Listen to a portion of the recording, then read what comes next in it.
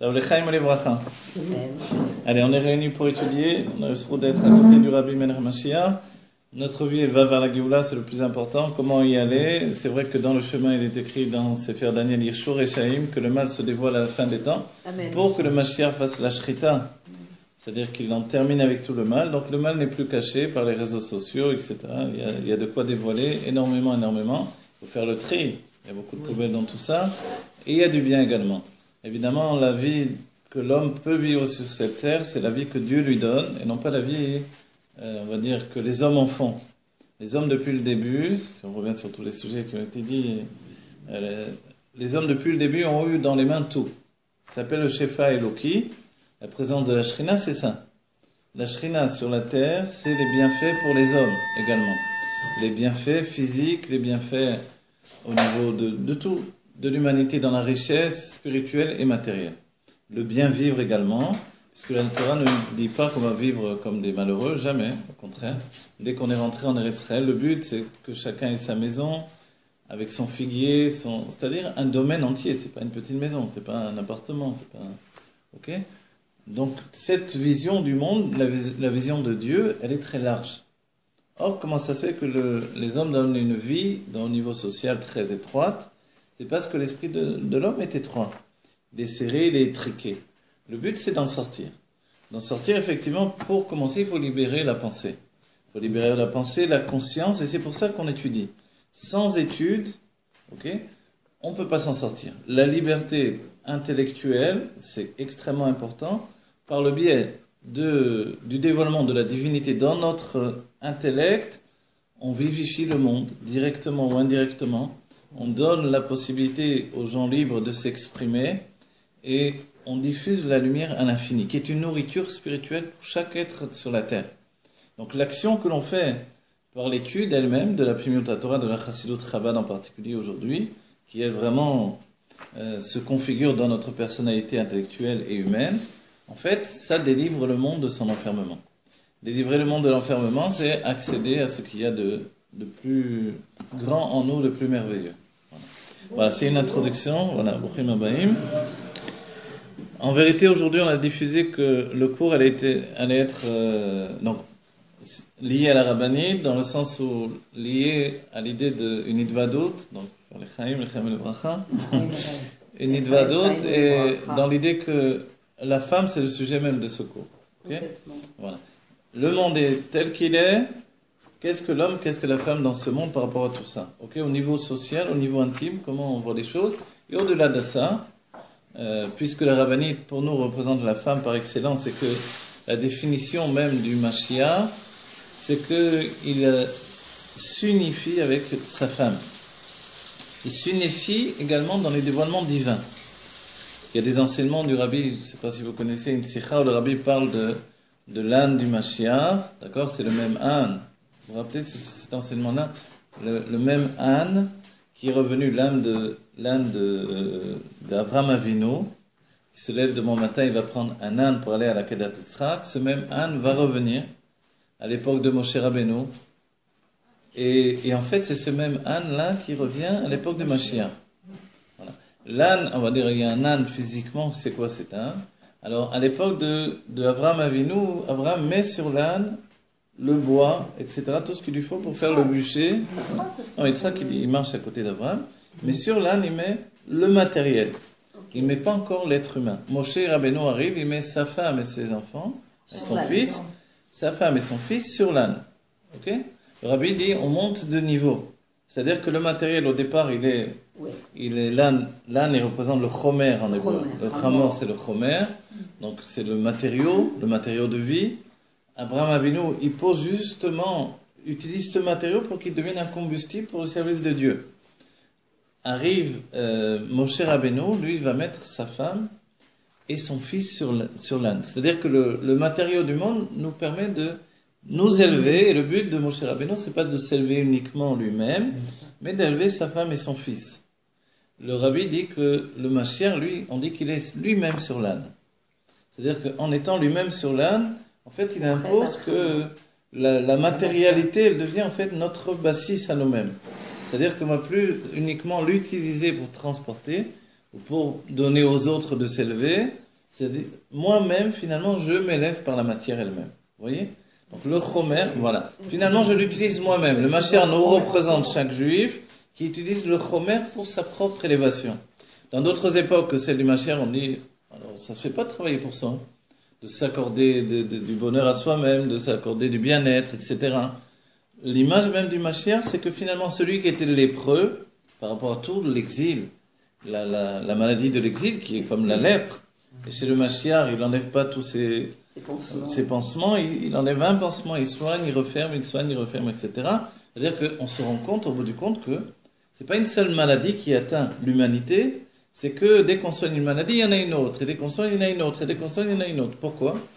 Parce que le monde a intérêt à ce que les gens soient malades, effectivement, pour garder le pouvoir sur l'humanité, c'est vrai, ça se dévoile de plus en plus, c'est pas nouveau.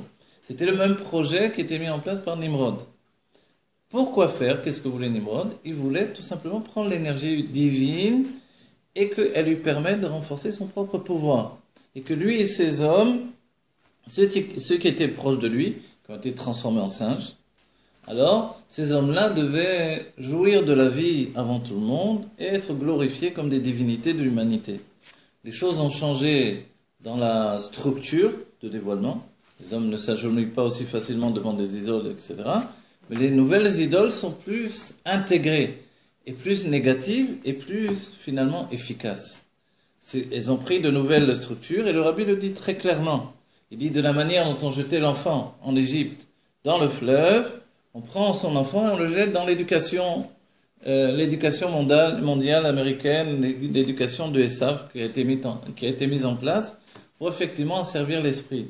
Avec l'idée de l'évolution, Darwin, etc., avec l'idée de tout un système qui fait un niveau, on va dire, égalitaire. L'humanité est au même niveau, a priori.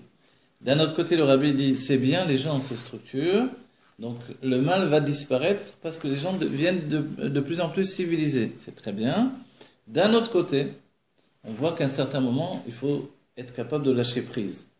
Vous vous rappelez l'image qui est donnée sur l'âme intellectuelle, il faut mettre un grillage pour l'empêcher de monter trop haut. C'est-à-dire, à un moment, elle veut se mettre Dieu dans la poche également. Pardon, c'est la bouteille. Elle veut se mettre Dieu dans la poche, c'est-à-dire qu'elle peut penser qu'elle a une emprise sur tout. C'est-à-dire qu'elle peut tout comprendre. Or, le propre de l'homme, c'est de savoir ses limites. Comme, et je l'ai rapporté dans le cours, comme Rashi qui est capable de nous dire « je ne comprends pas, je ne sais pas ». Et que les Mefarshim l'attaquent en disant, les commentateurs disent « mais si c'est pas, il n'a pas besoin de nous dire qu'il ne sait pas ». Il n'explique pas, c'est tout. Par là, on voit que c'est un enseignement. D'être capable de dire « je ne sais pas », c'est aussi un enseignement de Torah. Voilà. Et ça, c'est de dire que moi qui ai expliqué toute la Torah, ici, je ne sais pas.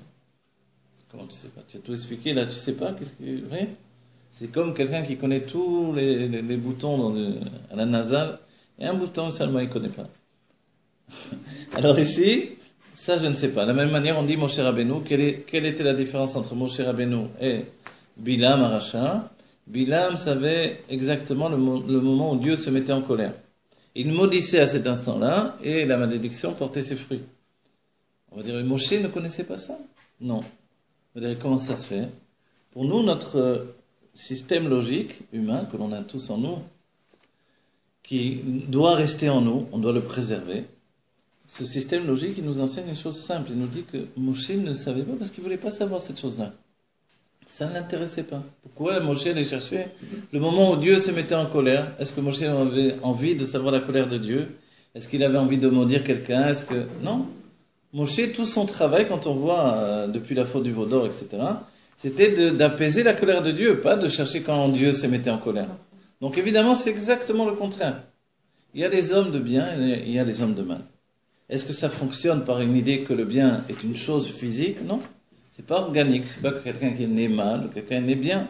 Mais quelqu'un est né avec une soif de possession. Et ça, c'est vrai qu'il y a une tendance plus gvura. La gvura, c'est à la fois le pouvoir de possession et le pouvoir de destruction. On explique que la gvura, qui vient du monde de Hatzilut, quand elle exprime sa puissance, ça devient un pouvoir de destruction dans le monde. Ça peut arriver, que Dieu préserve, et ça arrive dans le monde, on le voit à droite, à gauche, dans ce qui se passe dans l'humanité. il est dit que même avant le déluge, il y a eu plusieurs fois des tsunamis.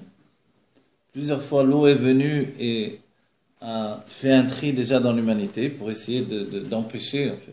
Vous voyez comment que Dieu préserve, il faut quelquefois couper des choses, etc. Mais que Dieu préserve, ne parlons même pas de ça. Quoi qu'il en soit, le monde a continué dans sa folie. C'est quoi la folie du monde? Effectivement, c'est posséder le pouvoir sur les autres. C'est pas nouveau, c'est de tout le temps. Et ça vient d'un côté, entre guillemets, malheureusement de ce que je veux dire là, mais ça vient d'un côté féminin. Il y a dans la Gvura, féminin dans le divin, je veux dire, hein, ça ne veut pas dire forcément la femme, évidemment, mais ça veut dire dans le côté de l'Ekabel. C'est le point de différence, il existait déjà entre Caïn et Hevel. Caïn, qui est la base de la plupart des âmes qui sont dans le monde, alors il avait un désir de possession. C'est pour ça que Caïn est devenu un grand constructeur de villes. Les Mekoubanim pensent que les grands temples de Maya, etc., des immenses édifices qui ont été construits par Caïn. Pourquoi on dit comment des hommes ont pu construire des choses aussi immenses que ça? En fait, Caïn était un géant. Il y avait à l'époque des géants et des petits hommes, on va dire. Les petits hommes, c'était Hevel, la descendance d'Hevel. L'autre enfant de Adam Arishon était également petit. Moshe est la réincarnation des petits hommes. Mais les petits hommes, Moshe Rabbeinu, ensuite, on a vu qu'il faisait 5 mètres de haut. Oui, c'est ça. Alors, mais il était petit, comparément, en comparaison alors, avec les géants c'était des immeubles. Oui, vraiment, physiquement, c'était des immeubles. Pourquoi? Parce que le monde était de cette manière-là. Le Shefa à Eloki et le désir et le plaisir étaient tellement immenses que les corps étaient en comparaison du dévoilement de l'âme. Ça s'appelle le monde du Tohu. Dans le monde du Tohu, on n'a pas affaire à des petits, on a affaire à des immenses. Et en fait, il s'agit des âmes juives qui étaient là au début du monde. C'est écrit dans le Zohar, dans les écrits du Harizal, etc. On va dire, alors c'était nous au début du monde. Et pourquoi on a tourné comme ça? En fait, c'est le côté, le désir de recevoir et de posséder. Et c'est pour ça qu'Adam Arishon lui-même va se scinder en deux au commencement. Il y a Adam Arishon, un homme qui influence, au contraire, il donne tout ce qu'il a. Dans la base, le côté masculin est organisé comme ça. J'ai ça, tiens, je te donne. J'ai ça, je te donne, je te donne. Il donne sans arrêt. Il n'a pas en lui le dévoilement de la Midat HaGvura, de l'élément de Gvura, le désir de posséder. Donc Adam Arishon, dans le Gan Eden, il ne possède rien, il ne veut rien. Il n'a aucun besoin. On le retrouve chez Abraham. Oui, exactement. Il ne veut rien. Tout à coup, en fait, dans l'idée d'exprimer le côté féminin, tout ce qui s'est passé en lui pour aboutir à ça, c'est justement de mettre en place un besoin d'obtenir, de posséder. On a dit le Mashiach, finalement, c'est celui qui se trouve sur le Chamor. Donc finalement, il est le roi de la matière. On va dire le roi de la matière, c'est bien quand on est le Mashiach, parce que le monde va vers le dévoilement de la Elokut. Donc c'est une bonne chose à ce moment-là qu'il y ait un roi. Lui est à même de savoir l'équilibre parfait entre posséder et donner. Posséder et laisser posséder également l'autre. Posséder et donner à vivre. Posséder et distribuer le bonheur. La plupart des gens, la Midat HaMalchut qui est en eux, qui fait qu'ils ont un désir de gouverner et de s'imposer sur les autres, alors, dans les forces du mal, et le monde de manière générale ce sont les forces du mal, alors elles tournent très très mal. Elles tournent dans une identité qui est à la poursuite du pouvoir, de l'argent et d'un bonheur illusoire, parce qu'en réalité c'est une pénétration dans le Gehinnom. Le Gehinnom, c'est la vie que l'on peut se faire quand on cherche à vivre dans le mal. C'est ça le Gehinnom aujourd'hui. On ne doit pas se dire oh, je vais vivre la vie, après on verra ce qu'il y aura. Les gens ne croient plus au Gehinnom. C'est un certain point de vue, on sait d'après la Chassidut Rabbah, il n'existe plus. S'il n'existe plus, alors, vous savez, c'est Rabbi Nachman de Breslev qui a dit le Gan Eden, je ne sais pas où il est, mais le Gehinnom, il est ici en tout cas. Oui, quelque chose à peu près comme ça, sa phrase qu'il a dit. C'est-à-dire que quand on voit ce qu'il y a dans le monde, a priori, on se dit pourquoi ce monde fonctionne dans ce sens-là. Vous voyez? Donc en fait, on va dire, moi mon but c'est quoi? C'est de dire que le côté féminin c'est une mauvaise chose ou c'est une bonne chose. Alors là, Dieu intervient et nous dit en fait, la royauté, la Gvura, elle est une bonne chose quand elle est gouvernée par la Bina. La Bina, c'est la réflexion intellectuelle. C'est elle seulement qui peut donner à tout le système identitaire féminin, d'accord, et on parle du féminin en général, ça peut être homme ou femme, c'est-à-dire de désir de recevoir et de posséder, qui fait que les hommes se perdent depuis toujours. Ce désir qui a porté le Maboul, qui a porté la tour de Babel, qui a porté également tous ceux qui sont restés en Égypte. Pourquoi ils sont restés en Égypte? Parce qu'ils voulaient posséder. Ils voulaient posséder ce qu'il y avait dans l'Égypte. Ils voulaient posséder leur vie, ne pas avoir une vie spirituelle. Ils n'auraient rien, ils seraient seulement des avadim de Hachem. Ils préféraient être esclaves, mais profiter du monde de l'Égypte plutôt que de ne plus rien posséder. Voilà. Le désir de la matérialité, c'est un but en soi dans le côté de la Gvura.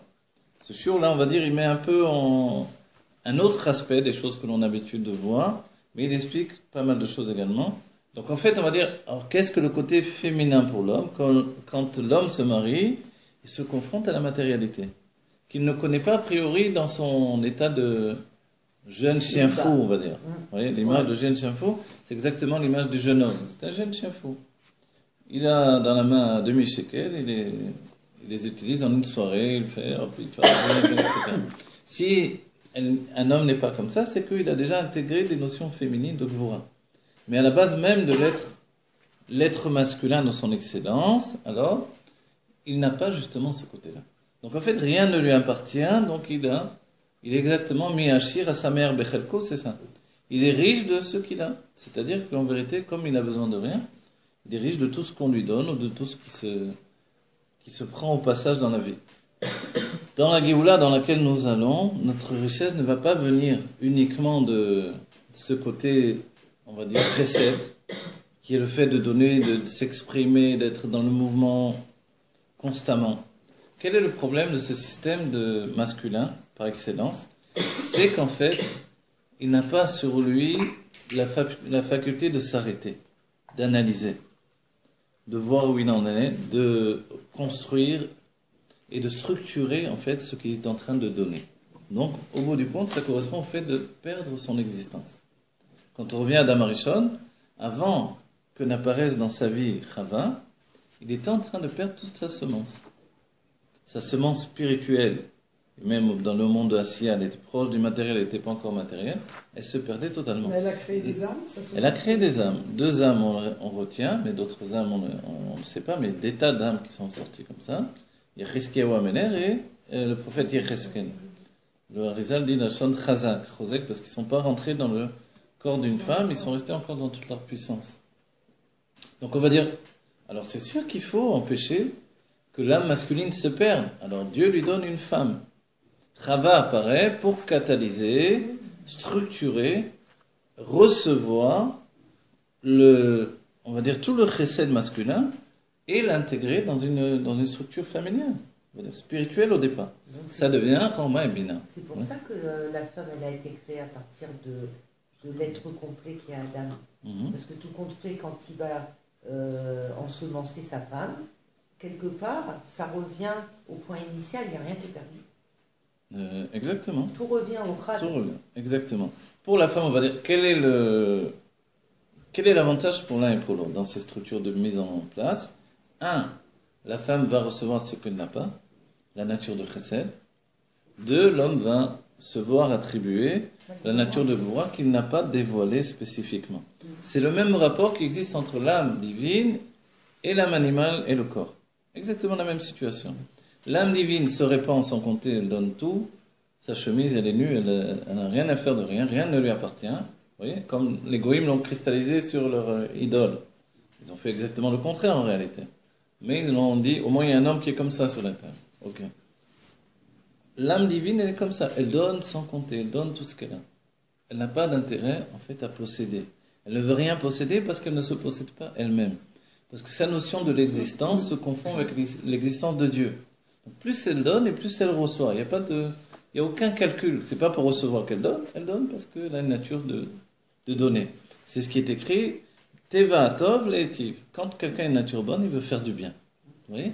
Il y a dans le monde des hommes de bien, c'est-à-dire des hommes qui sont la continuité du chesed d'Avraham Avinu, et il y a dans le monde des hommes de mal.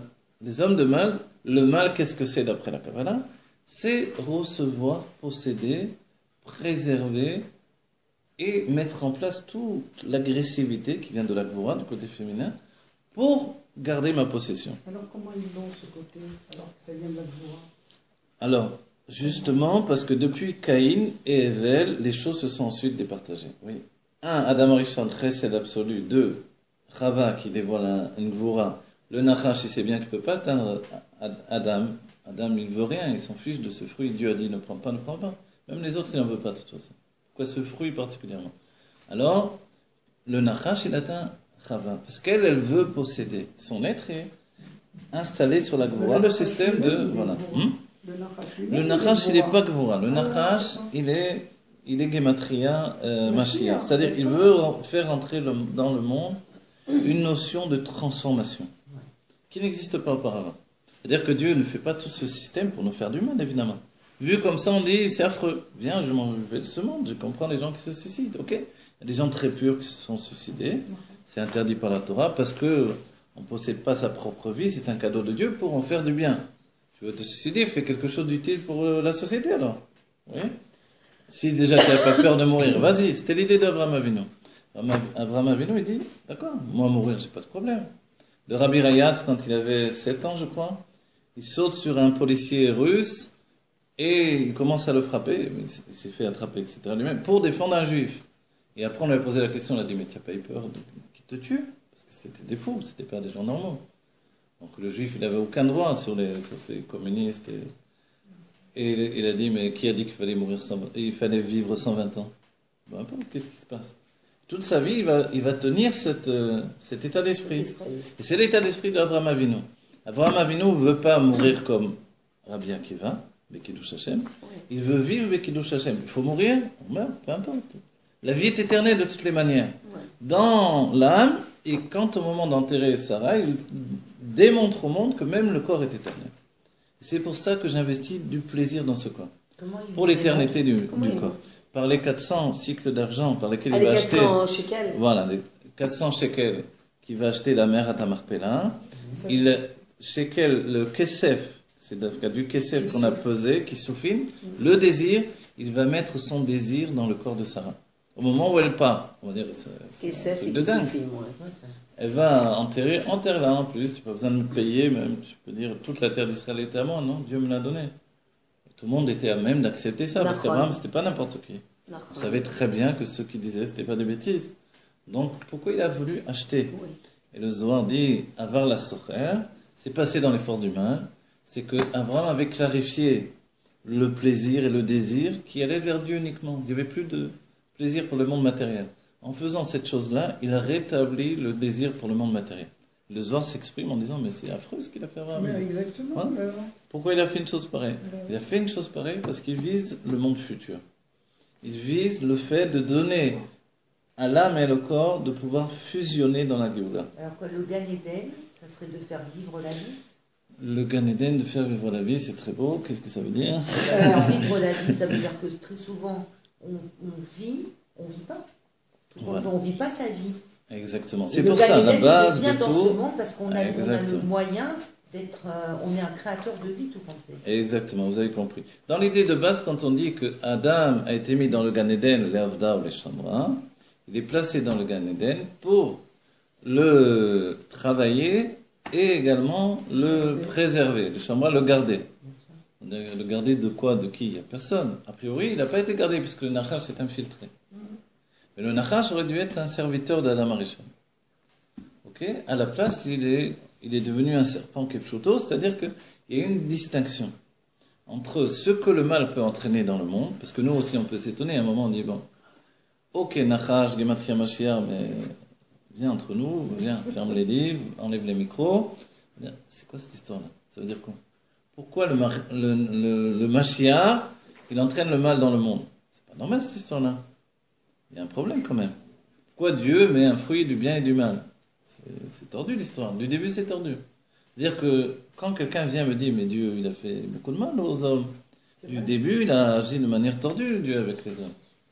On va dire, ok, mais il y a un plan divin. Le plan divin, il est que dans la confrontation avec le mal, je choisisse le bien. Et la Torah va l'annoncer par la suite. Natati lecha et atov et ara et amavel et achaim. Et Dieu nous dit, et quand Dieu nous dit quelque chose comme ça, et je traduis, je t'ai donné le bien, le mal, la vie et la mort, et tu choisiras la vie. On va dire, ok, mais j'ai besoin que Dieu me dise, choisis la vie. Évidemment, il n'y a pas de mal. Alors Dieu nous dit non, je te dis de choisir la vie parce que c'est pas évident. Parce qu'il y en a il y a pas mal de monde qui choisit la mort. Et toi, tu dois être un homme de vie et de bien.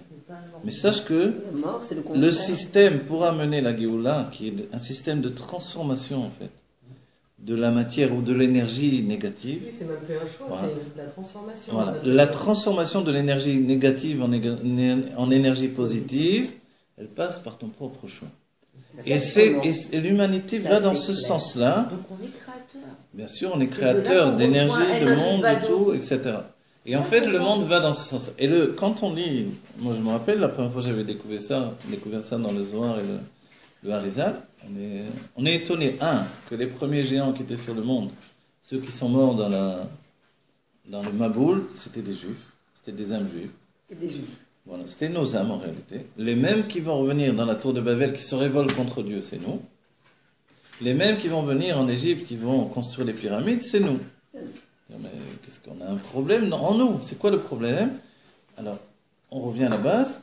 Ensuite, quand Adam Rishon et Chava sortent du Gan Eden, et à cause du désir de possession, de posséder le fruit, ça peut être n'importe quoi, la richesse, le pouvoir évidemment, vous voyez, le fruit c'est posséder l'humanité.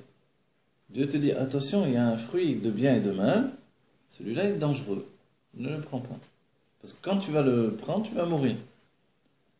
On voit qu'ensuite Dieu nous dit, mais Adam Rishon le savait, il fallait choisir le bien. Donc en fait, si déjà il avait une ta'ava, qu'il aille manger du fruit de la vie éternelle, pas qu'il mange de ce fruit-là. Pourquoi il va manger le fruit du bien et du mal? C'est qu'il y a un intérêt particulier pour lui. La vie éternelle, c'est une structure qu'il a en lui. C'est une âme de chesed. Donc il se répand, ce qu'il donne, il ne le possède pas de toutes les manières. Donc il n'y a aucune difficulté de la vie éternelle dans son état Il d'esprit. voulait ressentir Voilà. la possession, Il voulait, c'est ça. et c'est ce que le Nachash éveille en lui, c'est pour ça que les sages nous disent, les rabbins nous disent que Nachash c'est des termes de l'Enachesh, deviner. Il voulait deviner. Deviner, vous voyez, aujourd'hui je ne sais pas si ça fonctionne exactement comme avant, mais quoi qu'il en soit, pendant de nombreux siècles, les devins ont été également les grands manipulateurs de l'humanité. Les grands conquérants, les grands chefs du monde, etc., avaient autour d'eux des sorciers, des devins, des gens comme ça. Desquels ils demandaient toujours l'avenir, desquels ils demandaient toujours qu'est-ce qui va se passer, Nous, dans nos vies personnelles, peut-être on n'a pas trop vécu ça. Des gens, même dans leur vie personnelle, ont vécu. Mais ça existe Voilà, encore ça existe aujourd'hui. encore, les tarots, les célélins. Et en fait, ces gens-là, mine de rien, ils ont été toujours à côté. C'est-à-dire que quand la Torah nous dit le roi va trouver Bilam, on va dire pourquoi il fait ça? Parce que le monde fonctionne comme ça. On pourrait dire que quand c'est une décision qu'il prend de goûter de ce fruit extraordinaire, Oui. c'est d'aller expérimenter un peu son infini et son éternité, de rentrer dans le détail de la conscience de cet infini. Alors, Parce que tant qu'il le vit, Mhm. c'est-à-dire tant qu'il n'est pas dans cette conscience de son être éternel et infini, il ne peut pas véritablement vivre. Là, il vient expérimenter, en passant dans le monde, toutes les facettes de son être. D'accord, je comprends ce que vous dites, c'est très juste. On va souligner comme ça. Adam Rishon se voit octroyer Chava. Chava, la deuxième Chava, puisque la Chava que nous on connaît, c'est la deuxième. La première était celle qui prenait, donc c'est Plonite, la femme du Nachash en réalité. Elle prenait toute la semence de Adam Rishon. Donc elle aspirait de lui toutes les âmes. C'est-à-dire elle le faisait, elle s'unifiait dans le néant. Et c'est ce que Jacob a voulu éviter en ne se mariant pas avec Léa. Ah, il y a deux Chava, Voilà. voilà. Ouais. Il y a toujours eu deux Chava d'après les autres. La première, elle est spirituelle. On donne l'image que l'homme, vous savez que, non, je vous dis simplement, il y a un passage que l'on dit, un homme avant de s'unir avec sa femme, dans le Sidour de Al-Morazaken, on peut le trouver. C'est un passage du Zohar, Atifa, Aktifa, etc. Le passage, on le dit pour se préserver de cette elle s'appelle Plonite, Lamed Yod, Lamed Yod Tav. Vous voyez, c'est son nom. Et on le dit pas, ouais, on le dit pas son nom. Il y a des prénoms comme ça. Je sais, mais on le dit pas, c'est un prénom vraiment des forces humaines. Et Ça s'appelle comment? on le dit Plonite à la place, ouais.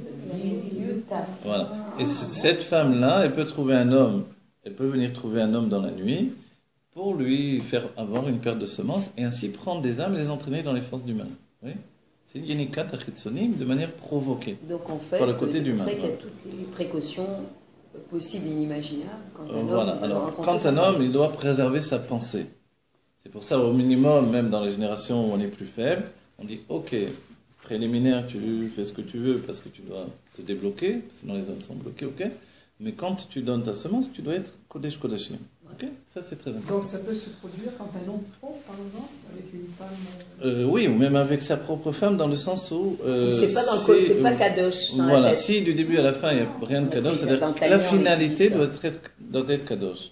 Les introductions, les préliminaires doivent être selon les degrés de la personne, du Kodesh Kodashim Ouais. au niveau moindre, mais au moins au bout du compte, il doit savoir que la Kodesh responsabilité qu'il a avec ses descendants, elle vient de la pureté de son esprit. Ouais, exactement. Donc ça c'est très important, et dans notre époque, c'est ce qu'il faut enseigner pratiquement, c'est important. Ok.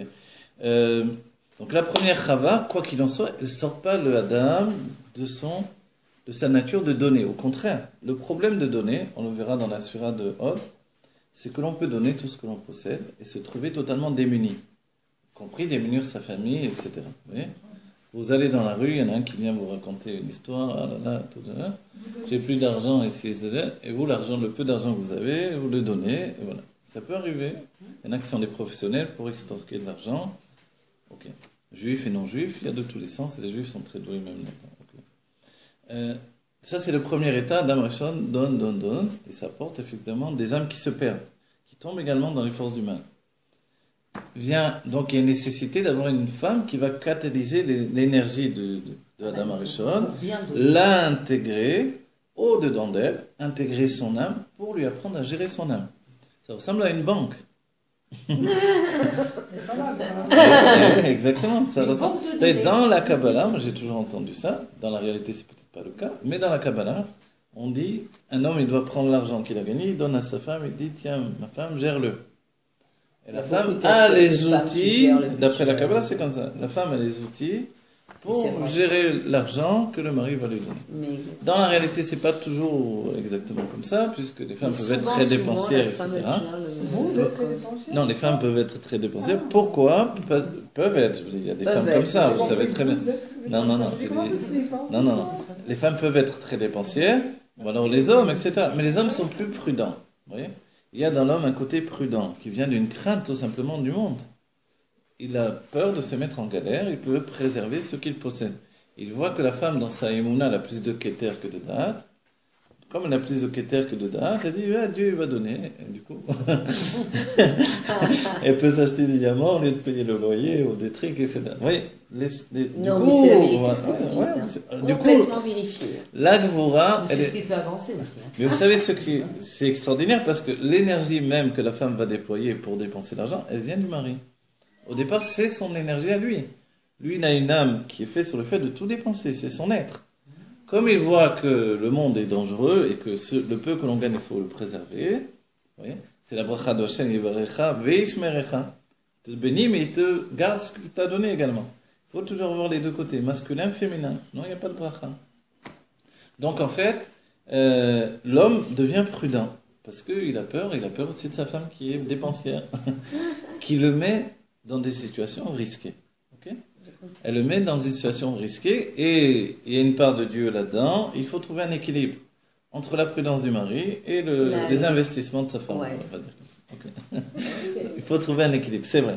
Mais c'est vrai qu'on se rend compte que de son côté, le mari il peut ne pas dépenser un sou. Vous voyez, Il y a tellement ça, il mais est il y a des prudent, tellement moments il a où peur. il peut dépenser aussi. Et puis voilà, hop, allez, y a là. Voilà. Quand il se lâche, on découvre que c'est pas sa nature de tenir les choses. Ouais, c'est vrai. Quand il se lâche, il y va à Ouais, fond, normal, et la normal. femme elle devient plus inquiète. Elle dit, oh, doucement, qu'est-ce qui se passe? Normal. Donc on voit que c'est un équilibre. C'est pas évident cet équilibre à trouver. Dans le monde, après Adam et Chava, dès qu'ils sont sortis du Gan Eden, Adam, lui, il s'est réfugié dans la Tchouva. Il a compris que tout ça, c'était pour faire une transformation. Il a dit, la transformation, je vais la faire sur moi-même. Première chose, je me sépare de ma femme. C'est ce qu'a fait Adam Arishon. Ah, Il a dit, il s'est séparé de sa femme. Ben oui, Pendant elle faisait 130 partie de son ans, corps. il est rentré dans le Pendant Gichon, combien 130 ans. Ah oui. Il avait le temps devant lui, ça allait. 130 Ah oui. ans, il était dans le Gichon, le fleuve le Gichon. En faisant tchouva, il était dans le mikvé du matin. Quand elle était physiquement quelqu'un d'autre. Physiquement, hein. Ah, pas parce qu'elle Après était la en faute, lui, quand ils sont d'abord. sortis du Gan Eden, Oui. il s'est séparé de sa femme pendant 130 ans. 130 ans, il était quoi, dans le mikvé? Dans le mikvé du matin au soir, il Oui, était mais tout le temps dans 130 le ans pour mikvé. eux, c'est une journée, comme ils ont vécu. Non, quand même, c'est pas une journée, mais il avait le temps, évidemment, donc il pouvait s'accorder 130 Mais ans il de avait vie. 930 ans, Voilà. il a vécu 930 ans. C'est incroyable parce qu'à partir de ça, Il était où on peut comprendre un peu la structure Où c'est de la relation entre un homme et une femme. Ouais, Je sais ouais, pas bien ce que sûr c'est. que oui. C'est quoi, Bien sûr, c'était un ce C'est qu'il quoi, veut, où il Parce que était? ça Il était dans le a Gichon. Le Ah, Gichon, oui, c'est à le Yerushalayim. Gichon, Vous voyez, c'est le le fleuve fleuve, Simcha de la Betashweva, création. c'est le Gichon, oui. Ah, le Gichon. C'est le fleuve que. C'est un fleuve qu'on va retrouver. Qu'on va Voilà. retrouver. Il est maintenant Voilà. retrouvé. Il n'est pas aussi On grand va qu'il le était au retrouver. départ. C'est une source qui. Tout fleuve, il vient d'une source. Donc la source, elle est là, et c'est un petit fleuve, mais un fleuve, a priori, ça veut pas dire une rivière, donc ça doit être grand. Jérusalem, c'est tout petit pour l'instant. Non, Mais ça va grandir. ça va grandir. Pour qu'Adam Harrison puisse se tremper dedans, il devait être très très grand, puisque lui il était immense. Vous voyez, il était bien plus grand que tous les géants qui étaient dans le monde. Ok. Donc en fait, il était pendant 130 ans là-dedans, jusqu'à ce qu'une certaine femme, je ne me rappelle plus la femme de... je vais retrouver le nom, c'est dans le Sefer Bereshit, on peut regarder. Elle vient le voir, en fait, avec son mari, parce que elle avait un grief avec son mari, et je sais pas, son mari a voulu se séparer d'elle, et ou elle, bon, quoi qu'il en soit, son mari l'a amené devant Adam Harrison, voilà, pour aller voir le rabbi, quoi. Et Adam Harrison lui a dit, pourquoi tu veux pas aller avec ton mari, etc.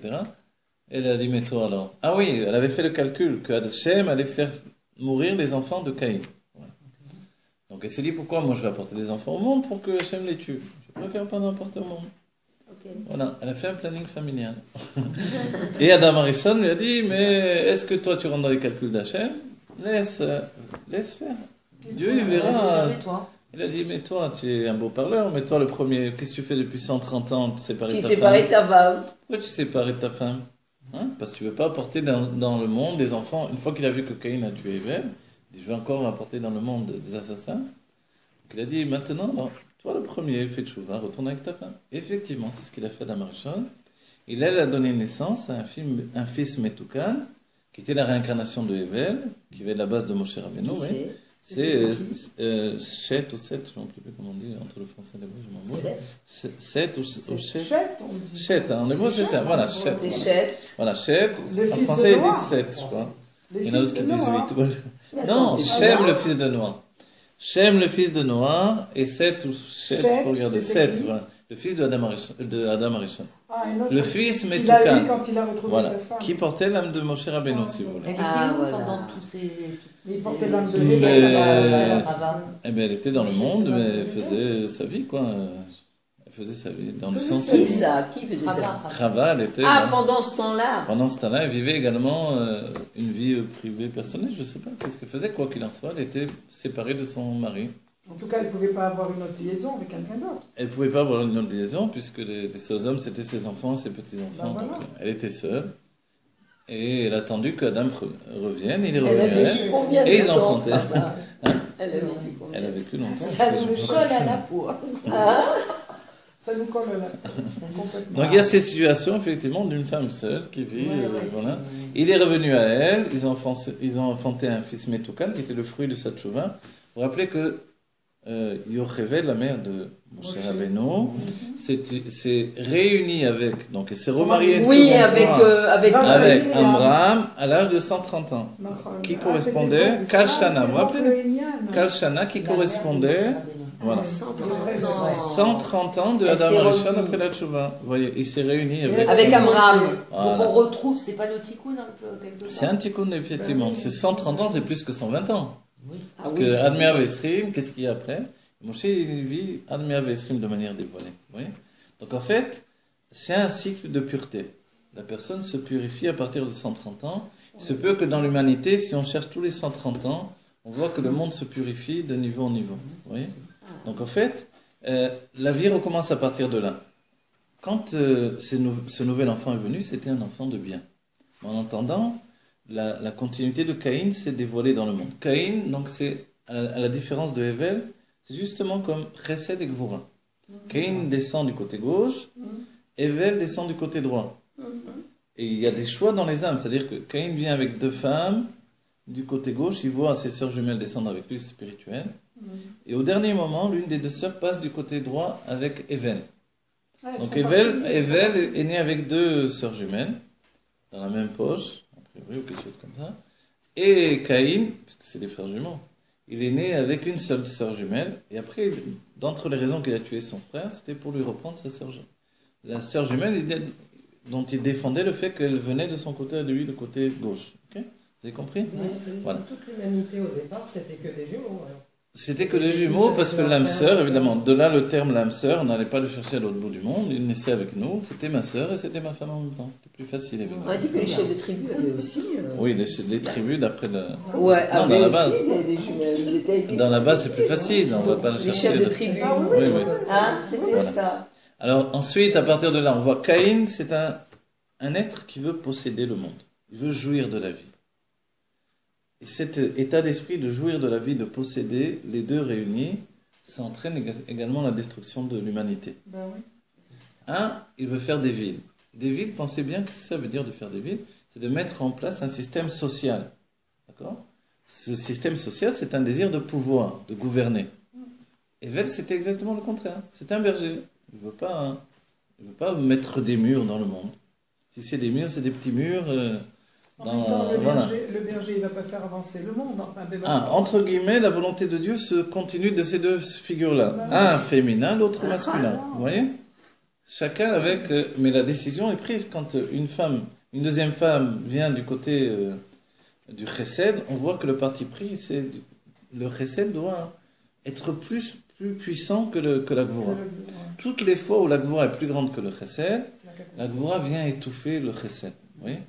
Parce que le but du monde, c'est pas non plus, dans un couple, c'est pas non plus que le mari devienne radin, mesquin, petit, étriqué. Et il le devient à cause de prudence, à cause de crainte, à cause de danger, à cause de fait que peut-être ils savent pas gérer l'argent, etc. Donc il apprend, au bout du compte. Mais il n'est pas structuré pour ça au départ. Donc il va prendre sur lui de dévoiler un côté féminin, qu'il n'a pas forcément à la naissance. Ok? Et la femme doit l'aider. Et en même temps, ils doivent gérer dans leur vie pour être heureux, et c'est là la difficulté, le chesed et la gvura constamment. Trop de gvura, ça tue, puisque à force de tout surveiller, on s'empêche de vivre forcément. Ouais, Okay? ça devient insupportable. Voilà. Trop de chesed, on n'a plus de toit sur la tête, on n'a plus rien. On a mis zéro de côté, on n'est pas capable de payer les charges, on vit, voilà. Dans les horotes. Voilà, dans les horotes, donc il faut trouver un juste milieu. C'est ce que Dieu attend de chacun d'entre nous. Mais c'est le plus difficile, ça s'appelle vivre. Ouais. Il y a des gens, effectivement, comme les descendants de Caïn, qui eux ont décidé d'avoir le pouvoir sur l'humanité. Okay? Pourquoi? Pour gérer les bienfaits divins qui viennent dans ce monde. C'est-à-dire que comme Evel lui disait, mais ce monde c'est juste un monde de passage. Alors, Évidemment, oui, mais bien sûr. Evel dit, ce monde... Il ne nous appartient pas, ce monde, il est juste un monde de passage. On vient du Gan Eden, on doit retourner au Gan Eden. Caïn a dit, putain, qu'est-ce que tu me racontes? Ce monde, c'est la finalité. Tu crois que par erreur, on est sorti du Gan Eden? Caïn n'a pas tort. Bien sûr. Il n'a pas tort comme Korah. Exactement. Il n'aura pas tort quand Caïn va rentrer dans Korah. C'est comme Nimrod, et c'est comme... Attendez, Korah, c'est quoi? Korah, c'est la réincarnation de Evel également, mais de côté de la chute qu'il y avait dans Evel.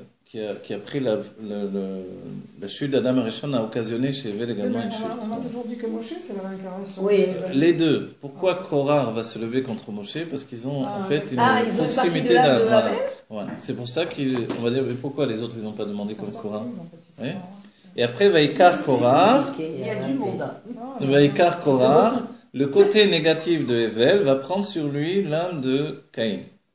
Il va prendre en plus l'âme de Caïn, et maintenant, Caïn plus le côté négatif de Evel vont se lever contre Moshe Rabbeinu. Vous voyez? Donc, c'est-à-dire qu'il y a même dans Evel un côté de Gvura négatif, de dire, moi aussi, il me revient, moi aussi, je ne suis pas venu pour mourir, je suis venu pour vivre. Mais dans l'idée de base de Caïn, lui, c'est légitime, tu veux pas ce monde-ci, mais viens, je te délivre du monde. Le Harizal le dit, ce pirouche-là. Il dit, son problème, c'est de vivre dans ce monde, son problème. Viens, je te délivre, pourquoi tu vas vivre mal? Il y a un problème d'identification à la base. Il y a un problème de décision. Qu'est-ce que la vie? C'est une grande marloquette. Mais c'est aussi c'est une immense marloquette. On a voilà. de la vie et de nous-mêmes qui va tout, qui va faire que la vie va se dérouler d'une certaine manière pour chacun. Voilà. Et les grands problèmes de l'humanité, comme les grands problèmes du couple, c'est exactement la même chose. C'est entre donner et recevoir, entre posséder Et relâcher la Et bride. relâcher. Ouais. Entre préserver sa vie et la vivre. L'organiser et la laisser être... Les deux choses. Voilà. Il faut trouver ce juste milieu. Et ça, c'est le plus difficile, c'est notre travail au quotidien. Continuellement. Parce que quand on veut organiser, on veut travailler, on veut faire, on arrête de vivre. Très souvent, on oublie de vivre. On est tellement occupé à organiser, hein, à vouloir obtenir que ce que l'on a déjà, on ne le vit pas. Ouais. Donc c'est pour ça que la Torah nous dit, les sages nous disent, Mi Ashir Asamer Bechelko, contente-toi de ce que tu as. Et c'est vrai que le premier pirouche, on entend, voilà, tiens un petit bout de pain, mange ton pain et sois tranquille. Ok. Mais c'est bien pour l'homme, ça. C'est un tzimtzum Voilà. horrible. C'est bien pour l'homme, cette histoire-là.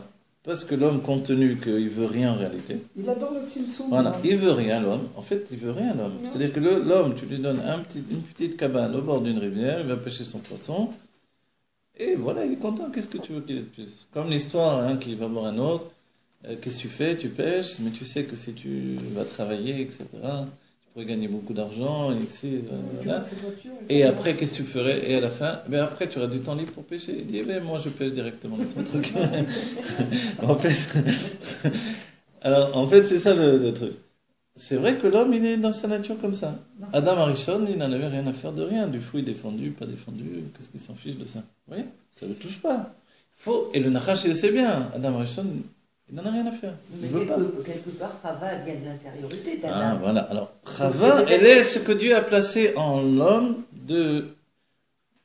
on va dire voilà, le côté de Gvura de l'homme, elle n'est pas exprimée, mais elle existe. Donc quelque part, Chava, c'est la vitalité de Adam.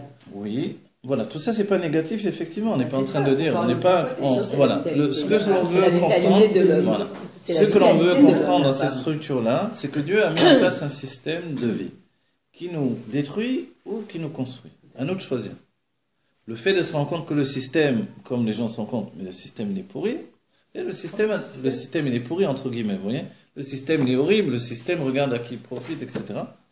Mais en fait, il faut se rendre compte que ce système géant, immense de l'humanité entière, il se trouve en microcosme dans notre vie intime.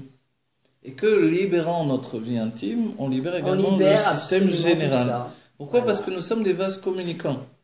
Ok? Tout à Et fait. que la Torah nous a toujours dit que tu vis pas seulement pour toi, tu vis pour l'humanité entière. Ouais. Tu vis pour les autres juifs, tu vis pour l'entité de Adam Arishon, pour tous les juifs, etc. Ok? Alors, en fait, il faut se rendre compte que nous-mêmes, on est un terrain d'expérience humaine, dans lequel Dieu s'est investi par ses sphirotes. Les sphirotes, c'est l'être humain dans son côté divin. Ce côté divin de l'être humain, vous voyez, nous, quand on en parle, les sphirotes, ça nous apparaît quelque chose de très abstrait. Justement, Dieu désire que ça ne reste pas abstrait. Donc, il a fait pénétrer dans notre humanité.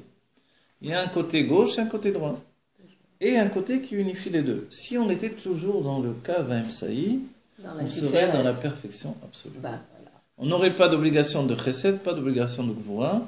On est saurait carrément toujours dans vraiment savoir quand donner, quand refuser, quand avoir de la gvura. Donc ça veut dire. On voit que dans la vie au quotidien, on n'est pas C'est du pas tout comme ça. On exactement n'aurait ça. pas besoin de choisir parce qu'on Non, on ça serait ça, ça serait instinctif. Ça serait notre nature. Et Yaakov Avinu avait cette teva en lui. Abraham a dû travailler pour l'obtenir, Yitzhak a dû travailler pour l'obtenir. Yaakov, Yaakov est né avec ça. Les deux ont construit un être qui vient avec cette perfection d'être dans la ligne du milieu. la différence. On va dire alors, qu'est-ce qu'il fait? Il n'a rien à faire dans le monde. Oui, maintenant il a de la place en haut. Il va s'élever vers le Da'at. Le Da'at que les Avot avaient délaissé, c'est-à-dire ils étaient venus de l'intellect pour s'habiller dans les sentiments. Lui, il a commencé à se relever dans les sentiments. Pourquoi les Avot avaient délaissé Les dates, Avram, il vient d'Avram, c'est Sechel Anelam, il Oui. vient de la Chochma, Ouais, ouais. et il s'intègre dans les sentiments. Tout le monde est persuadé qu'Avram, c'est un homme de Chesed, mais en fait, c'était un intellectuel totalement au départ. Il n'avait rien à voir avec le Chesed. Mais il s'est investi totalement dans la ligne de continuité de la Chochma, le Chesed. Yitzhak, il vient de la Bina, il s'intègre totalement dans la Gvura. Vous voyez? Et les deux vont fusionner, vont créer un être de Tiferet par leur travail personnel. Yaakov est né avec ce niveau-là, donc il ne lui reste plus qu'à retrouver la source des Avot dans l'état intellectuel, puisque les sentiments sont réparés. Ok?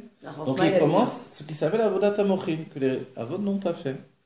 Parce que les Avot faisaient le tikkun des Midot. Il y a Yaakov Avinu, il commence Avodat Amochin, ce qui va donner l'apparition de l'âme de Moshe. Moshe, c'est les Mochin, qui viennent du Olam de Tohu, donc il a des midot supérieures à celles des Avot, qui sont dans la Shvira, il doit les intégrer maintenant dans une réalité Metoukenet. Ok? Entre-temps, les âmes sont revenues, on se retrouve en Égypte. Celles qui s'étaient révoltées contre Dieu, vous savez, au début du monde, quand on était des géants, alors l'idée, elle était qu'on peut tout faire. On peut jouir du monde à l'infini. Tu mets une graine dans la terre et te pousse maintenant un jardin entier. Pourquoi je vais me fatiguer? Le premier à avoir inventé les outils de travail, c'était Noah. Noah, Matzachen, Bene Hashem, parce qu'il a inventé autre chose, les outils de travail. On dit que c'était le premier homme à avoir les doigts séparés. Les hommes avaient une membrane entre les doigts. Ils étaient pas le même. Attendez, quand avant Noir Avant Noir, les textes... Quoi, Adam Arishon avait aussi comme ça. Je sais pas, c'est vrai, mais il semblerait que, en tout cas dans sa descendance... Ah, c'est incroyable, c'est des trucs palmés, quoi, Ouais, comment les canards... Super un chez deux avec un mec comme ça. C'est que tu es comme ça aussi. De plus embêtant, et quand est-ce que ça s'est séparé? Quand on fait comme ça pour non, ça c'est pour voir. parce qu'on était recouvert de ça. Non, voilà, on était... Adam Arishon avait avait une peau faite d'ongles, et après il a eu une peau de... Voilà. Après Et cette peau faite d'ongles, en fait, quand on regarde... On doit regarder le reflet des bougies dans les ongles. D'accord? Pourquoi on fait ça? Pour se rappeler de Adam Arishon qui a enlevé la lumière du monde, etc., tout le système. Ah, d'accord. On revient. Et quand il a eu la première nuit, il a été terrifié, Adam Arishon, de découvrir ce qu'il avait entraîné dans le monde. C'était Motsei Shabbat, puisque le Shabbat a dit pas question que la galoute apparaisse Shabbat. La nuit. Pourquoi le pouce est caché, je ne sais pas en vérité. Ouais, je ne me rappelle plus pourquoi le pouce est caché, je vous dis franchement. Voilà, je ne sais pas. Quoi qu'il en soit, alors les hommes avaient les mains palmées d'un certain point de vue, c'est une membrane entre les doigts. Jusqu'à Noir. Jusqu'à Noir. Noir est le premier qui est né en ayant eu les doigts séparés. Voilà. Et à partir de ce moment-là, il a commencé à inventer des outils pour travailler la terre. Ah d'accord. Voilà. C'est-à-dire que lui, il a apporté, on dit, Noir, il a apporté le repos dans le monde. C'est moins évident que Et les autres. curieusement, c'est celui qui a entraîné le travail dans le monde. Noir. Ouais, c'est curieux parce qu'on dit Noir Matzachen, Noir on dit qu'il a apporté le repos, on dit Necha Delela, Necha Del Tata, c'est le repos du Shabbat. Ouais.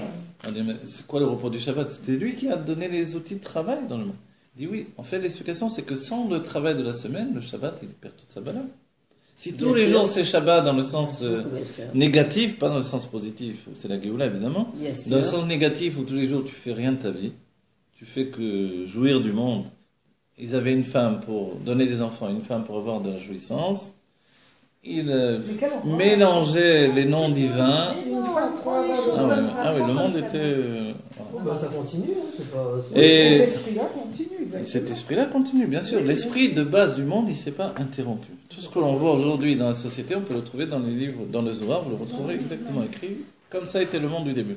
Non, mais au départ, c'était comme ça. Voilà, le monde est fait sur une base de jouir des bienfaits divins. Je dois bientôt arrêter parce que je dois aller chercher mes filles au gars.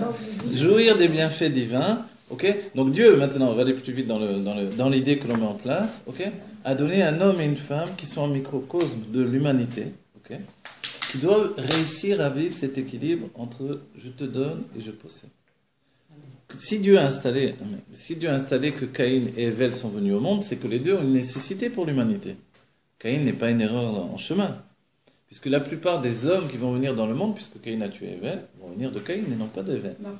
Et après, dans les âmes, il n'y a que très peu d'âmes du côté de Èvel. La plupart des âmes, elles viennent de Caïn.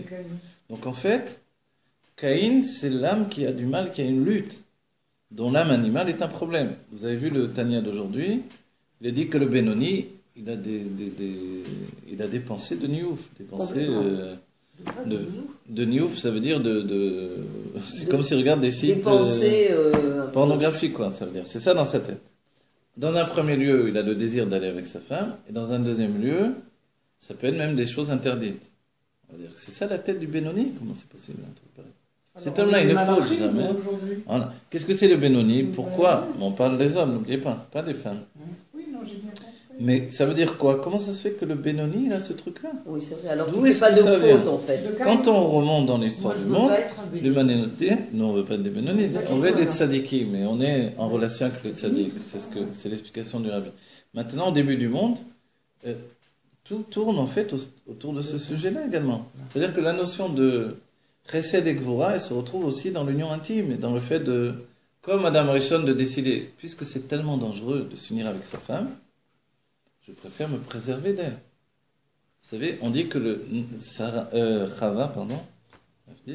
Chava a eu des rapports avec le Nachash. Oui. Mais d'un certain point de vue, le Nachash, c'est aussi l'homme lui-même. Vous voyez? Il y a une image qui est donnée sur ça. Il est donné, c'est le Harizal qui la rapporte. Ouais. Le bâton de Moshe, il représente en fait le Yesod d'un homme Metoukan.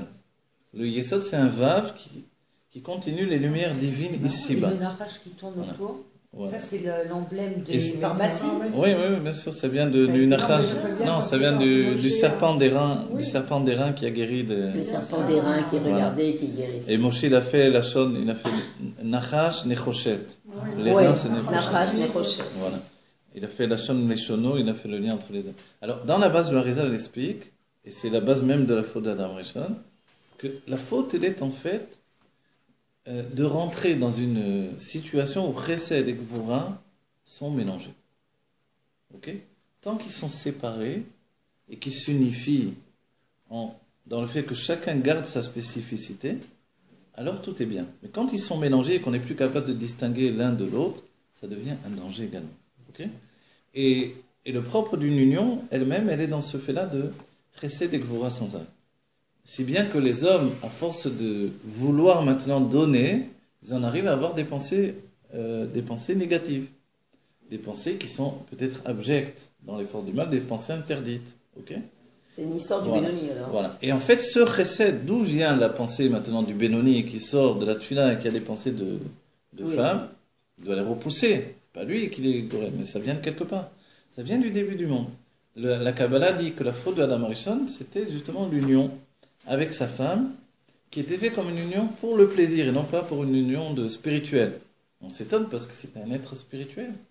Mais même dans le spirituel, on peut avoir le fait de vouloir posséder. Vous vous rappelez la notion de la chassidut, Tovli Adavar. C'est-à-dire que Hachem, c'est une chose qui est bonne pour moi. Et ce Tovli Adavar, dans le monde, ça a apporté une catastrophe. Les premiers hommes qui sont nés de cette union-là, en réalité, sont venus dans le monde, et c'est Caïn qui est le chef de cette pensée-là, avec l'idée de « je vais jouir de la divinité ». Pour moi. Dieu, finalement, c'est un moyen de jouir, en fait, pas de la divinité comme on entend spirituellement. C'est-à-dire, je vais en jouir, même spirituellement, mais pour mon propre plaisir. C'est-à-dire que je vais me le mettre dans la poche, comme on dit. Oui, mais ça, c'est une notion qu'on peut ressentir, parce que quand on parle de Caïn, on parle de nous, qu'on peut ressentir quand on a justement cette conscience que j'existe. Mais dès le moment que je n'existe pas, que mon ego n'existe pas, et que justement je suis l'entité divine elle-même, je ne peux plus jouir de mon entité divine personnelle, puisque c'est complètement, c'est un non-sens. Alors, c'est ce qui s'est passé. Dans la base, Adam Rishon était exactement comme vous dites là, ce qui va transmettre à Evel. Evel n'a pas de conscience de lui-même, si vous voulez.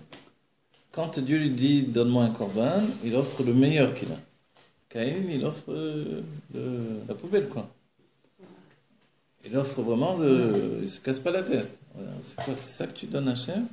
Et Hachem n'accepte pas son korban, parce que il donne pas ce qu'il a en lui. Evel va donner en fait tout son être à Dieu. Alors comment on a la faculté justement de faire en sorte que cette conscience, qu'on ait un éveil de cette conscience qui pour l'instant éveillée, alors que Evel a été assassiné et que c'était lui qui l'avait. Alors voilà, la réponse c'est bien. Dans votre question, on arrive à temps parce qu'en plus je dois terminer, je ne peux pas faire le développement plus longtemps. Hein? Vous allez à pied? Non, je vais prendre un shot. Vous voulez que je vous dépose? Non, mais attendez, on termine le coup. Technique, les gens n'ont pas besoin de savoir comment je me dépasse. Je vais voler dans les airs sur les Ananim, on va aller au Beth Amikdash. Regardez, votre question elle est juste. Compte tenu que nous descendons tous de Caïn, et dans Caïn, c'est mélanger la notion de bien et le mal. Bien et mal, traduisez Chesed et Gvura. Okay? Donc le mal n'est pas du mal, n'est pas du bien non plus. Okay? Mais on voit qu'il y a une nécessité de posséder. Puisqu'au bout du compte, quand on est capable de posséder, on se situe même au-dessus de la matière elle-même. Vous savez, quand il y a eu le korban entre guillemets, ce qui est en korban en réalité, d'apporter Yitzhak en Korban Hashem, Oui. la Akedah, il écrit qu'il a mis sur les Etzim. Et il y a le pirouge de la Chassidut qui dit même au-dessus du Etz Achaim. Au-dessus du Etz Adat Tovera et même au-dessus du Etz Achaim. La dernière goutte de... Vous voyez, cette idée-là, elle est que on doit être, le Mashiach, il nous démontre ce que l'on doit être. On est sur le Chama. Il y a le Chomer, ok, c'est ce que Dieu a voulu, mais on doit être au-dessus de lui. On doit être au Mouvdal, on doit l'utiliser pour nous. Et le Chamor, il est blanc. L'âne du Mashiach, il est blanc. Vous voyez? C'est l'image qu'on a donnée avec le Rabbi, la Maison Blanche, etc. C'est cette situation où en fait le monde matériel est pour nous. Il existe pour nous. Mais on n'est pas des créateurs de matière. On est des créateurs de matière, vous savez à quel moment? Quand la matière ne nous appartient pas, justement. Quand la matière quoi. Voilà, quand on lâche prise de tout ça, tout nous appartient. C'est là, vous vous rappelez? Parce que ça vient de notre imagination à créer. Oui, mais n'oubliez pas une chose, regardez. Donc il y a une question. Il y a une question. Dans un premier temps, on est obligé d'être séparé de la matière, sinon on n'est pas au-dessus du Chamor. On est à côté. On est complètement. Voilà. On est au maximum, il peut transporter la matière, l'âne, mais en fait le but c'est d'être au-dessus. C'est quoi d'être au-dessus? Mouvdal, mais comme le sabot, vous vous rappelez il y a aussi une communication, c'est ce que le Rabbi dit. Évidemment, je suis au-dessus de la situation et je vous dis, je me rends compte. Par exemple, pour l'éducation des enfants, si le gros problème c'est qu'on n'est pas mouvdal, on n'est pas séparé. Alors quand on éduque un enfant, on est noyé jusque-là, on n'en peut plus. Ouais. On s'étouffe, on attend, non, avec les petits-enfants, voilà, on n'en peut plus, donc on n'arrive plus à être objectif, on perd tous nos moyens. Ouais. Arrive quelqu'un, une nounou, une babysitter, tout va bien, etc. Comment ça se fait? Mais même on ressent ça quand on est des grands-parents. Oui, mais j'imagine, mais c'est parce qu'on est mouvdal. Quand on est mouvdal, qu'on est capable de voir la chose de l'extérieur, c'est-à-dire en séparation. C'est-à-dire si on était capable de dire c'est mon métier maintenant. C'est mon métier, la ganénette dirige très bien les enfants, ça sent bien. Pourquoi moi c'est un gros balagan à la maison? Parce que je ne suis pas à l'extérieur, je suis dans la mêlée avec les enfants. Et que j'attends qu'une chose, donne-moi 5 minutes de respiration pour moi, parce que là, ma tête ne fonctionne plus. Vous voyez? Donc tout le problème, la vie est exactement pareil. La vie, c'est ça. La vie, je suis jusqu'au cou, dans les dettes, jusqu'au cou, dans l'argent, jusqu'au cou, les problèmes de trucs, les courses, les machins. J'en peux plus, au secours. Mais le problème, il est que je suis dedans. Viens, sors de là. Sors à l'extérieur et regarde un petit peu. Et certaines personnes commencent à le faire grâce à Dieu. Voilà, et prennent conscience de ce que d'autres ont dit depuis le début. Que ce soit pour l'éducation, que ce soit pour le système, pour la vie de etc. tous les jours. Le système médical, les banques, tout est en train de se faire décapiter dans la conscience des hommes. Parce qu'on est en train de régler les comptes de l'humanité. En fait, c'est pas que Caïn. Voilà. On vit la Shrita, on a dit. Yeshur et Shaïm, le mal se dévoile jusqu'au bout, il ne peut plus se cacher aujourd'hui. On va le trouver tantôt. Ok? Pour que le Mashiach vienne et fasse la Shrita du mal. Il va égorger tout le mal. Et le Mashiach, on dit, il ne transforme pas le mal en bien. C'est la spécificité du Mashiach, de David Améler. David Améler, il est écrit Kiargo Betanit. Il a tué le mal avec le jeûne. Pourquoi il n'a pas transformé? On a appris qu'il fallait faire Itapra. Transformer comme il a fait Rabbi Shimon Bar Yochai. Pourquoi David Améler, il ne veut pas? Parce que David Améler, il a une telle haine du mal qu'il ne peut pas supporter même la transformation. Il veut la destruction absolue. Voilà. Et ça, cette notion-là, à la fin des temps, tout le mal se dévoile. Il ne se cache plus. Alors on ne transforme pas le bien en mal. Ici, voilà. Ici, le Mashiach vient, il va faire la shrita de tout ce mal, et on en a terminé. Jusqu'à présent, il était caché, il était là, on ne savait pas qui était qui. Tout à coup, tout le monde prend, aujourd'hui, chacun prend position. Que ce soit les présidents des pays, ici et là, chacun est en train de prendre sa position. Voilà. Dans le monde, parce que finalement, tu es du côté de la Géoula et du Mashiach, ou tu es du côté du Rachat. Voilà. C'est-à-dire, Caïn fait tchouva ou non? Vous savez que pendant des siècles, les tzadikim ont travaillé à la tchouva de Caïn. Rabbi Akiva, par exemple, il est écrit que son fils, il va s'appeler Rabbi Yoshua ben Korcha, c'est-à-dire le fils du Kiréar, le fils du chauve. Pourquoi Rabbi Akiva est appelé un chauve? Il n'avait plus de cheveux. Oui. Pourquoi on l'appelait Rabbi Akiva le chauve dans la Torah? On dit que les cheveux, ça véhicule la gvura, la rigueur. C'est le côté féminin. Ok? Et en fait, Rabbi Akiva a tellement travaillé sur lui pour enlever, parce qu'il était une âme de Caïn, pour enlever tout le côté de la rigueur négative qu'il y avait en lui, qu'il a fait tout tomber de ses cheveux. Il a fait tomber ses cheveux, dans le côté positif, dans le côté physique et spirituel. C'est pour ça qu'il était appelé le chauve, mais les Mariota, comme un chevar, comme une louange. Pas le pauvre, il n'a plus de cheveux. Vous voyez? C'est-à-dire qu'il y a un travail qui est fait du côté de Caïn. Ok, on va dire, d'accord, je suis né Esav. C'est-à-dire qu'un juif, il doit être capable de se dire, j'ai pas eu la chance d'être né Jacob, je suis né Esav. Mais au bout du compte, Esav, il peut devenir Mashiach. C'est-à-dire que ce désir de possession que j'ai, je peux le mettre au service de Dieu. Non pas juste... Le rabbi l'a utilisé dans un premier temps. J'ai un désir de possession. Tiens, fais des écoles. Fais des migrés, fais des ci, fais des là, fais des là. Un petit chaleur, il arrive. Il a un petit désir de possession qui grandit avec le temps.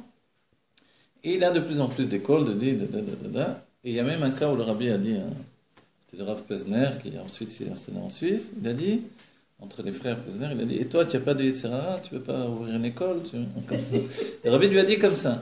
Et ça, c'est le propre du Mashiach qui dirige, en fait, les âmes de Caïn. Et lui, il est Evel qui va dire à Caïn, tu veux obtenir, d'accord, tu ne peux pas vivre sans obtenir. Tu veux ta maison, tu veux un compte en banque bien rempli, tu veux ci, tu veux là. Fais.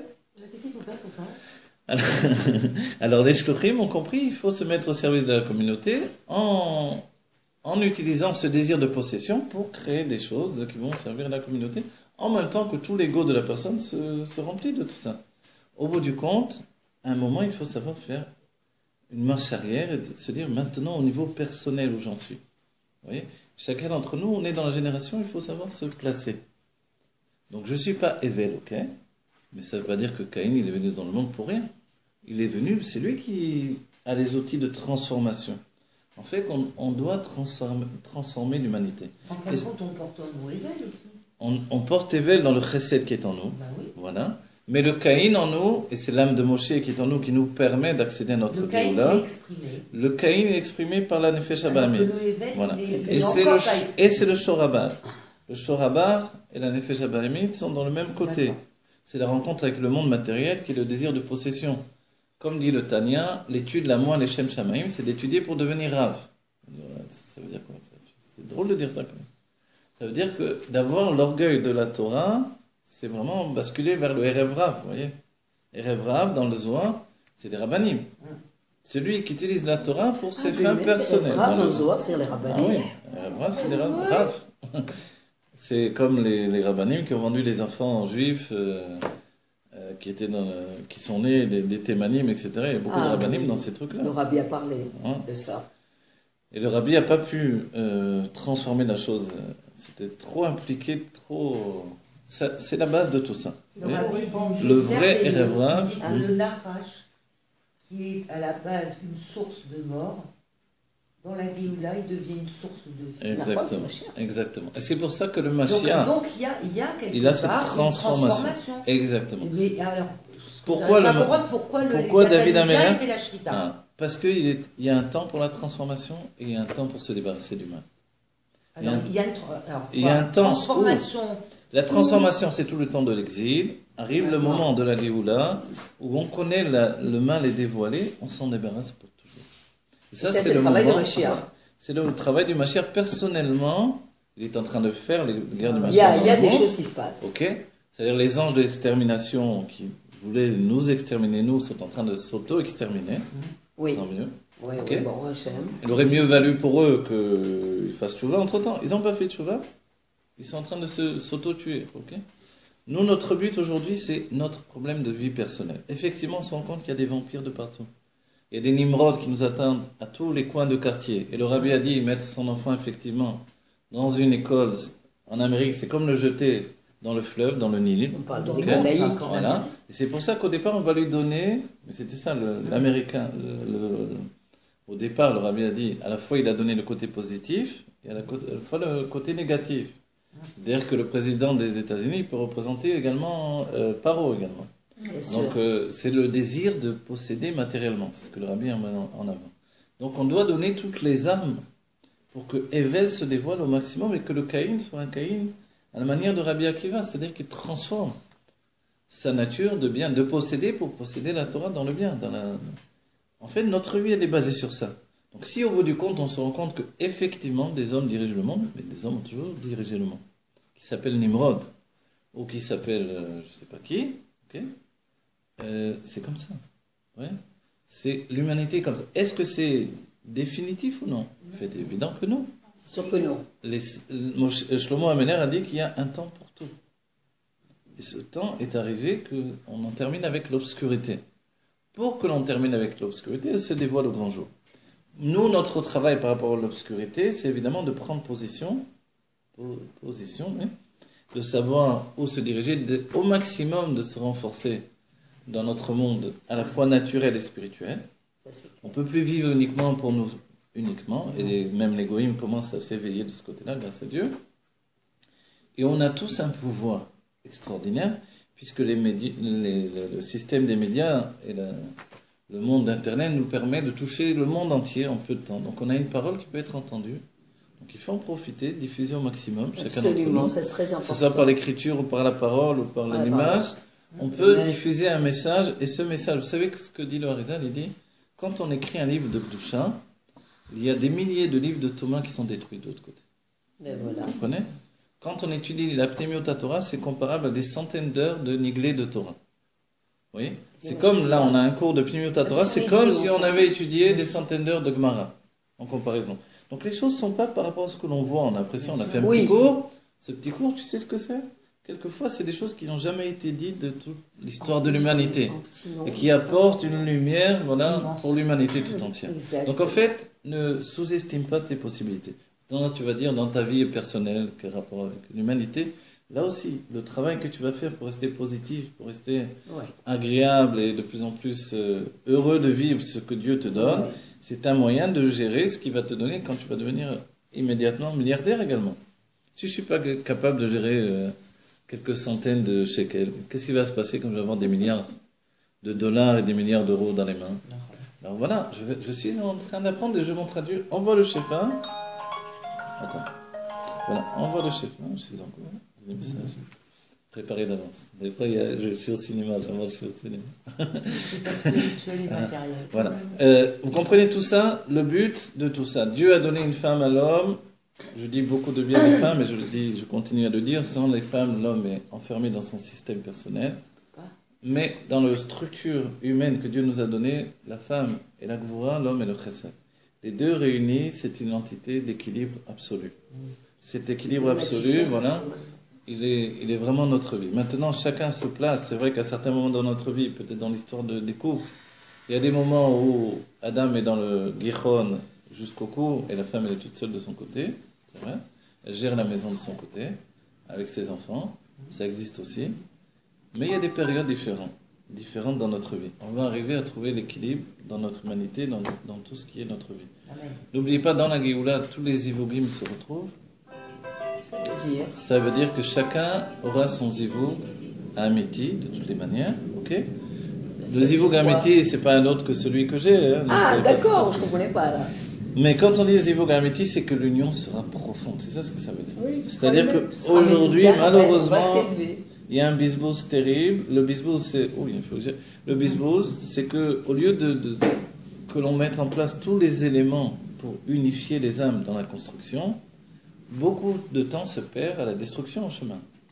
Au lieu d'être occupé à construire ce que l'on a et d'évoluer, on est en train de détruire au passage. Alors ça perd un temps fou. Surtout qu'on n'a plus de temps, puisque l'humanité est arrivée à son terme. Voilà. Et que l'humanité est arrivée, ça y est, on est rentré dans Yemot HaMashiach. La Géoula, hein? Je sais bien sûr, mais on en a pris conscience, vous voyez? On en a pris conscience. Et on avance dans la maturité de Yemot HaMashiach, des jours du Mashiach, à un tel point que la Géoula peut se déclencher d'une seconde à l'autre. Mais de toute façon, on le voit parce que le monde est en train de l'exprimer. Exactement, le monde exprime. C'est le travail du peuple. Vous savez ce que le monde exprime, aussi bien que ce que l'on exprime, ou dans notre vie quotidienne on exprime, que ce soit les enfants, les adultes, etc. C'est notre désir de vivre le bonheur de manière infinie. En fait, les hommes sont en révolution aujourd'hui, surtout. On est en révolution sur la maladie, on est en révolution sur la mort, on est en révolution sur les traumatismes. On va dire, qu'est-ce qui se passe? C'est la même révolution qui existait à la tour de Babel, mais elle devient positive. Parce qu'il y a un bureau de l'humanité qui se fait. Juifs et non-juifs. Il y a encore des Réchaïm, des gens qui pensent qu'au mal, à gouverner, à tuer, à soumettre, etc. Ok, ils vont disparaître, le Mashiach va les... Sortir de l'humanité, le bien qui est en eux va être réintégré dans l'humanité, le mal va disparaître pour l'éternité. Il n'y a plus de transformation. Il n'y a plus de transformation quand arrive la Géoula. Un goy ne peut pas dire je veux me convertir au judaïsme. Ah, tu avais tous les siècles pour le faire, c'est trop tard. Ok. Donc, je dis un goy parce que ce n'est pas un guerre dans ce cas-là. Un guerre, son âme est en éveil, il avait déjà une âme juive, il va revenir à son judaïsme. Mais un goy qui dit non, ça m'intéresse. Du temps de Shlomo, il était interdit de se convertir. Vous savez. Et là, ce que vous dites. Du temps de Shlomo, on n'acceptait pas les conversions des non-juifs. Ah, c'est vrai. Ah oui. À part les femmes que Shlomo lui-même a converties pour faire le bureau du monde, en dehors de ça, non. Jean pour faire le bureau. Non, c'était vrai. Il en avait combien 1000 Mais vous savez ce qu'il voulait faire? Ne dites pas ça. Shlomo m'énerve, vous nous empêchez tout l'exil qu'on a traversé. S'il y avait un homme de bien absolu, c'était Shlomo. Il n'a pas mis la Géoula. Il n'a rien fait. C'était un cheveu de la Géoula. Non, tu n'as pas compris ce que ça veut dire. Mais c'est parce que Dieu n'a pas voulu. Mais Dieu n'a pas voulu. Il ne le savait pas, lui, avec toute la forme. Il a voulu provoquer. Qu'est-ce que vous croyez? C'est quoi son libre arbitre? C'était d'aller contre Dieu pour provoquer la Géoula pour le peuple juif. De toute façon, le but, notre choix, parce que c'est notre choix. Shlomo m'énerve, mais sur en effet, il est resté des années, un chien d'Alet n'avait plus place à sa place dans le royaume, jusqu'à ce que sa mère le découvre. Dire à telle époque, il aurait pu, il s'est battu avec les voix du mal, etc. Non, je sais, mais sachez que... Non, je voulais dire pour ça... Si ça s'est pas dévoilé à l'époque, c'est parce que ça Ok, non, je sais bien, moi aussi je dis ça. Je vous le dis pour dire qu'on ne dise pas la shonara sur Shlomo Améler, c'était un tzaddik d'une pureté absolue. Vous avez dit sans vouloir, pas méchamment. C'est juste une erreur de Torah en chemin, entre guillemets. N'oubliez pas l'enseignement de Shemitah Torah, c'est une âme de la on doit remercier le Narash dans son expression qui à nos yeux est le mal. On le remercie. Pourquoi on doit le remercier? Toutes nos chutes, toutes nos épreuves, toutes nos mauvaises façons. Parce que grâce à ça, bien sûr, on atteint transformation. On voit le bien. Et on voit qu'on n'est que du bien, tout compte fait que tout ça, c'est pas nous. Alors, on souhaite à chacun d'entre nous de trouver l'équilibre. Le monde n'a pas changé, les âmes sont les mêmes. Simplement, l'époque a changé. Ok? On a toujours eu... Maintenant. Vous voulez quoi que je vous dise? Vous voulez en jouer au désespéré? Venez, on va... Non, je ne vais pas jouer au désespéré. Non, je m'en fiche depuis le temps. Je sais qu'aujourd'hui, j'ai changé moi personnellement. Exactement. J'ai changé, je vous l'ai dit franchement. L'année dernière, j'étais pas le même que cette année. Et tous les jours, je change. Et tous les jours, je m'améliore. Le temps qu'on change vraiment pour arriver à ce niveau-là, il va se passer encore du temps. Mais non, qui vous dit, il y a un moment, ça peut être comme ça. Vous savez, la conscience, on est bascule. Ils ne s'attendaient pas à être libérés. Ils sont rentrés dans Allez, on termine. Que Dieu nous accorde la Géoula, que l'on trouve l'équilibre dans notre vie. Je vous le souhaite, vous, moi, à chacun d'entre nous. Soyez très heureux, c'est mon bonheur que vous soyez très heureux. Et chacun d'entre nous.